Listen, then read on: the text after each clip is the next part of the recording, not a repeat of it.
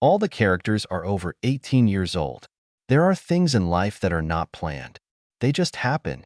My sister Donna is 4 years older than me, and we've never been very close. We were just an ordinary brother and sister with an age difference. We were constantly fighting over everything, but as we got older, we managed to become friends. My sister was an unruly child. I've caught her making love to her boyfriends more than once at our parents' house. I never said anything, but she knew I knew. There were times, and I'm sure it was my imagination, that she loved to tease me by making love while I was in the house. My friends have always annoyed me with how beautiful my sister is. I hated that everyone found her so beautiful and that dating was so easy for her. I looked just average, and I had to try to find dates when I got older. The positive side of this was that I learned how to handle a lady. My sister went from boyfriend to boyfriend without ever learning how to choose a good one, because she never had to do it. A few years later, I married a beautiful woman who I still love to death. We're the perfect couple, and I'm looking forward to growing old with her. Her name is Susan, and she is the woman of my dreams. She is beautiful, smart, and has the most beautiful long white blonde hair you have ever seen. Donna, on the other hand, has been married 3 times in 5 years, always moving from one handsome, but not very pleasant, guy to another. So, this is where my story begins. A month ago, my sister invited me and my wife to a party she was hosting at her house. She has a huge house thanks to her very rich ex-husband, and she wanted to have a costume party. I haven't seen my sister since she got divorced, and it sounded like it might be fun. My wife had a very beautiful nurse outfit that I really liked, and I was going to become a California doctor. I knew I looked stylish in an Armani suit with a stethoscope around my neck. The doctor's black leather bag only added to my image of a Beverly Hills doctor. It was difficult for me to even get dressed while watching my wife. Now, chill out, otherwise we'll never get together, my wife said, purring. Besides, what would your sister think if I dressed like this? Yes, you know my sister. She's going to be dressed to impress, and you know it, I reminded her. Okay, you've won, she said. She gave up too easily, and I realized that the little minx was waiting for me to ask her. Baby, you must be the most beautiful woman I've ever seen, I said. She answered the phone, breathing heavily. When my wife spoke, I knew that something bad had happened. The call was from my wife Dora's sister, who was sick and vomiting. Her husband had gone on a business trip, and there was no one to help her with her 10-month-old and 2-year-old children. She wanted to know if my wife could come and help her spend the night with them. I know you wanted me to go to the party with you, Susan said, holding her hand over the phone, but my sister needs me, and I really feel like I have to help her. Her voice was sad, and even when she said it, her mouth frowned. Go to the party and I'll make it up to you, I promise, she said with another of her beautiful smiles. Go help your sister, I told her, trying to look sorry. I'll have to go alone. When she hung up the phone, I was still excited looking at her. Oh, stop it. We'll have time later, she said with a regretful smile. Come on, I begged. I can't wait late. Looking at my watch, I realized that I would be late if I didn't hurry up. I finished dressing and headed to my sister's house. I knew she had a lot of friends. I decided that since my wife would not be home until the next day, I would drink as much as I wanted and just sleep it off at my sister's house. I went to her house, trying not to think about my wife. The more I tried not to think about her, the more I couldn't help myself, so I just focused on driving and listened to the radio. When I drove up to my sister's house, I saw that the house was teeming with people. When she opened the door, she was not in a suit, in a simple dress, but she still looked great. Hey sis, I thought it was a costume party, I said, looking at the hanging stethoscope. That's right, but I have a surprise. I bought the wildest costume you've ever seen, and I'm going to put it on now. Besides, good things come to those who wait, she said. I need to go change my clothes. Go get yourself some food and drinks, she said, hurrying to her room. I wasn't disappointed at all. There were a lot of girls to gawk at. When I said that my sister has beautiful friends, I wasn't kidding. Some of the outfits were incredibly beautiful. They even made my wife's costume look modest. One of my favorite costumes was a pirate, which was worn by a girl. I took a beer and started gulping it down. I knew I could pick up a girl in such a crowd, but I didn't want to cheat on my wife in any way. So I was drinking and just enjoying the show. The party was really going well, and I was already far from the point of not feeling pain when I saw my sister motioning me to go to her room. Just by looking into her eyes, I realized that she had drunk her share of alcohol. I guessed that she was almost as drunk as I was.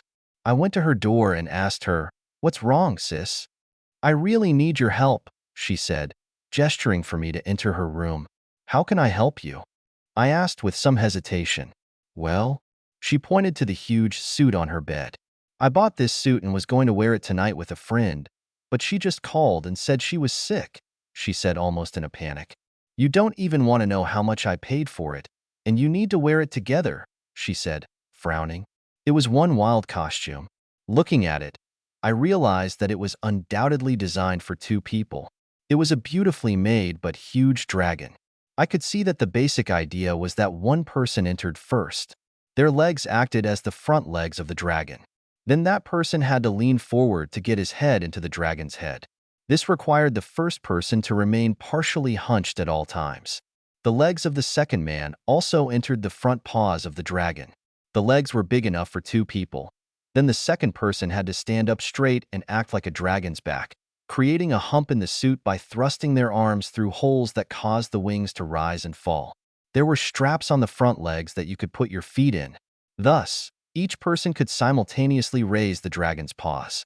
"Listen, sister, I understand your problem, but I've had so much to drink that all that can happen is that we'll fall," I said with a laugh. "I'm sure you have someone else you can find to help you. Come on, please do it for me," my sister pouted.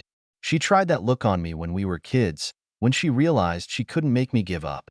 "Just help me this time, and I'll never ask for a favor again. Please," she begged. "I'm not even sure if I can walk straight.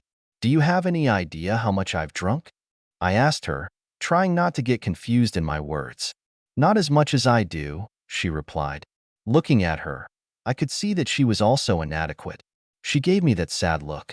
Her face beseechingly expressed all the charm she could show in a drunken state. I hate it when she does that. "Okay, I'll do it, but if we fall, it'll be your fault," I told her, walking over to the bed to take a closer look at the costume. "Listen, sis, there's no way I'm going to hunch over like that," I told her.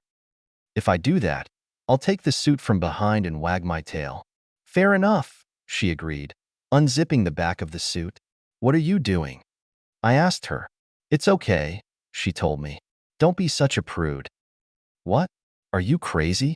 I'm your brother," I said in a trembling voice. "Look, I know you're wearing boxers. It's always like that. It's like seeing you in a swimsuit.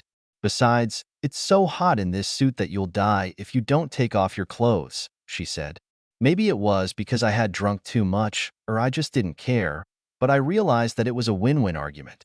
I just told her I'd do it, and now there's no way she's going to let me go. She climbed inside and put her legs through the first pair of legs, and then her arms. She had to hold onto the wall as she bent down to put her head in the dragon's head. When she let go of her hands, I almost fell over trying to put my feet next to hers. Eventually, I made my way inside and stuck my hands through the second set of holes to flap my wings up and down. "How do we fasten this thing?" I asked her. "There is a string," she told me. "I can zip it up as soon as you come in." "I'm completely in costume," I told her. "You you have to come closer to me. It's very tight." "I don't think I can do it," I told her. "Yes, you can. Besides, I tore the rope when I was zipping up. If we get out now, it'll ruin the costume." "Let's try it," she begged. I was drunk enough to think, "What's going on?" And I told her, okay. It was as hard to walk as I thought it would be. We had to walk very slowly to avoid falling. After a while, we kept up with each other and managed to walk straight. In a way, it was fun, although I didn't see anything at all. There was almost no light from the back, but it fell slightly from the head that was on my sister. She stretched out her arms and hugged her friends, and I flapped my big wings, throwing them in their faces. We walked for about 15 minutes, and both were covered in sweat. It was then that I felt something different. In my dazed state, it took a minute to figure out what it was. We both froze and stopped, realizing what had happened. "Oh my God," she whispered to me. "Oh, I'm sorry. I think that's a problem, bro," she said, giggling. She whispered back, We need to go back to the room and solve this problem before everything gets dirty. She had no idea how soon things would turn into a mess if we didn't get out of this thing. I was close to not caring who I was with or who was around. We have to go back to the room and take off the suit, she said. This time there was no laughter, just a slight tremor in his voice. My heart was pounding, and I could tell she was starting to choke a little too. Getting back to her room was an almost impossible task. We were far outside on the veranda, and it took us 10 minutes to get to this place. I knew it would be a slow walk back inside and into her room. Slowly, we entered her house. Each step seemed to take forever. The temperature in the suit was rising, and I wasn't sure if it was all from the heat. I whispered, "If we don't come back soon, I'll lose control. We have to try to go faster." We accelerated the pace and began to take big steps. It was a big mistake. With her first big step forward, we got confused and she fell to the floor face first. I tried to lean back to keep us upright. "We need to get back to the room," she whispered in the trap of the suit. We were still 30 or 40 feet from her room. We walked another 5 feet, and she stopped. I no longer cared that she was my sister. My brain screamed how wrong it was, but teenage fantasies about my sister overpowered any sane thought. And at that moment, there was no stopping the train. My whole self was lost. We took 5 more steps, and her breathing was so fast and strong that I thought she would pass out. We reached the door of her room. This time I had to hold on to the wall to keep from falling. If it wasn't for the music and the noise, anyone nearby would have heard it. It took both of us more than a minute to catch our breath and be able to move. None of us could speak. It was all we could do to keep from falling. She opened the door and entered very slowly. A few minutes later, we made love. In a split second, we both realized what had just happened, but we were both too far away to care. We sat looking at each other for a few minutes. I think we were both a little embarrassed by what had just happened. We were both silent and looked like we had just run 100 kilometers. She headed for the door and turned to me. "Look, let's not let this ruin everything for us, okay? It was an accident and will never happen again," she said. "That's right, it never happened. We will never mention it again," I told her, still shaking. Even when I said those words, I wasn't sure I meant what I just said. She closed the door behind her and went out to talk to the guests. I lay on the floor for 20 minutes before I managed to get up. The party ended at about 3 a.m., and I collapsed on the couch. I woke up the next morning and my head was spinning, still thinking about what had happened. I couldn't believe it. I knew it was an accident, but the feeling was so unreal. "Stop it," I told myself over and over again. "I can't think about my sister. It was wrong, and it was an accident." I heard my sister enter the room. She sat down next to me and looked as hungover as I was. Her hair was in a mess. "The situation is already out of control. I know we agreed we wouldn't talk about it, but I have to get it out of my head," she said in a low voice. "I know it was wrong and it's going to be the end, but you have to know that I've never felt anything like this before. Honestly, I want you to know that I'm glad this happened. I've been thinking about making love to you for as long as I can remember. I think that's why I teased you so much when we were kids." I just sat there, stunned by her confession. "Please forgive me for being honest with you," she said and began to cry, holding her head in her hands. "To be honest, I can't stop thinking about it even now," I said with a slight smile. The same old desires started coming back, and I had to force myself to keep myself under control. We both chatted during breakfast as if nothing had changed. I still had a hell of a hangover, so I took an aspirin before I left. When my wife returned home, she wanted to know everything about the party. I told her that I got a little drunk and still feel really bad. She laughed and told me that this was what I deserved for drinking too much and having such a good time without her. "You'd better rest. Today you will receive a reward for being such a good husband," she smiled. That night we made love in a way we hadn't done in months. "I think you really missed me at that party, didn't you?" She laughed. 2 months later, my sister called me and said she was thinking about throwing another costume party. She paused. "I fixed my costume and wanted to know if you'd like to try it again." My heart stopped for a good 30 seconds before I realized what she said. Undoubtedly, a part of me wanted this, but I refused in order not to cheat on my wife anymore.